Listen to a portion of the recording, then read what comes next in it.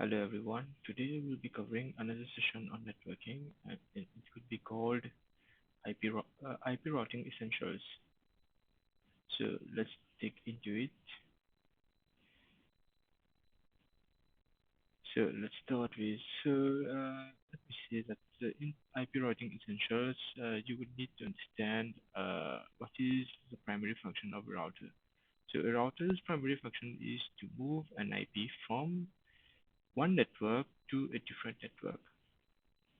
So as you can see that there's router B, router C, and router A.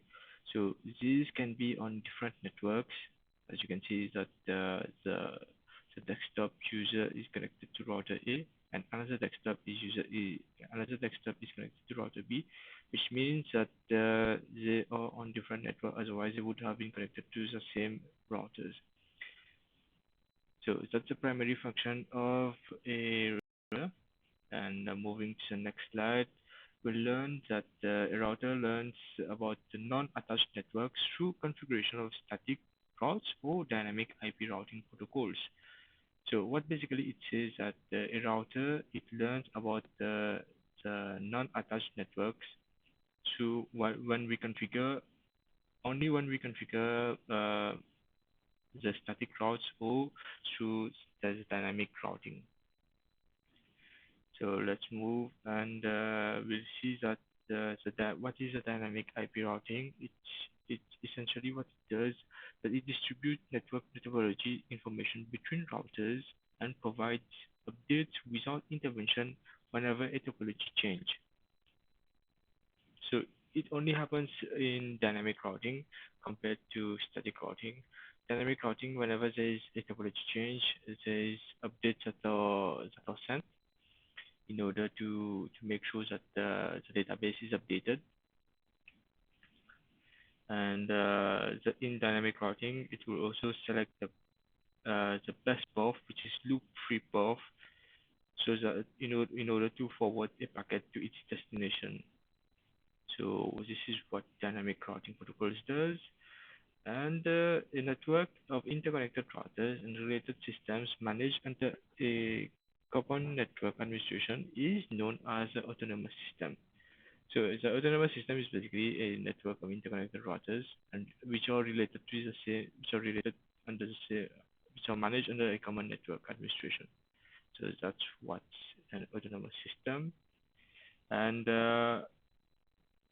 we'll also see about the common dynamic routing protocols, which are which are RIP version 2, which is routing information protocol version 2, and the EIGRP, which is enhanced interior gateway routing, and we also have OSPF, which often we call that the open shortest path first. We also have the intermediate system to intermediate system, which is ISIS, and the BGP, the border gateway protocol. So from the RIP, EIGRP, OSPF, and ISIS, all these are interior gateway protocol, while only the BGP, the border gateway protocol, is the external gateway protocol.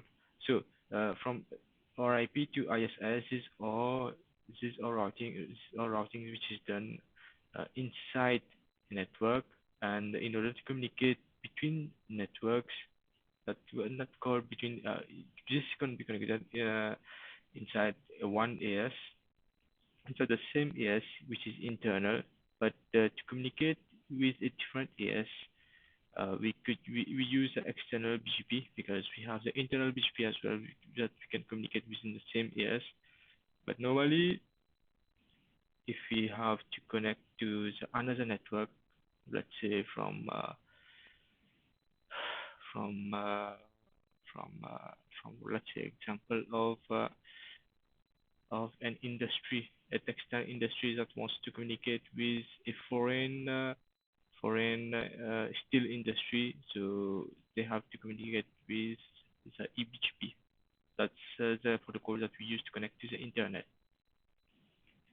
All these routing protocols that can be used within the uh, same network. Yeah. not same network, but inside within the same AS. So we use this routing protocols.